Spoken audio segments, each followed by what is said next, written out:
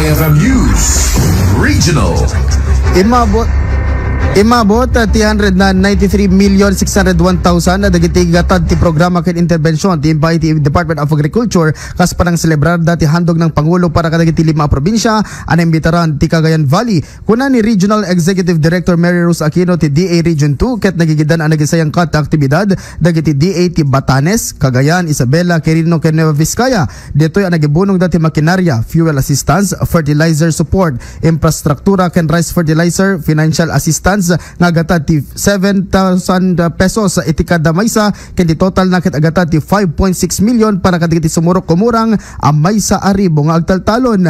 Basar ti DA ket 33.7 million tinaawat ti Cagayan para kadagiti 21 farmer cooperatives ken associations ken Isabela ket nakaawat ti 70.78 million agatad dagiti ramit ken 8 million ti fuel assistance para kadagiti 2,961 nga agtaltalon. Kabayatan na nakaawat met ti Nueva Vizcaya ti 70 million agatad makinarya ken duma aramid apang agrikultura para kadagiti 10 ket 6 farmer cooperatives ken associations ken 408 nga agtaltalon tinay ti fuel assistance nga agatad ti 1.2 million pesos.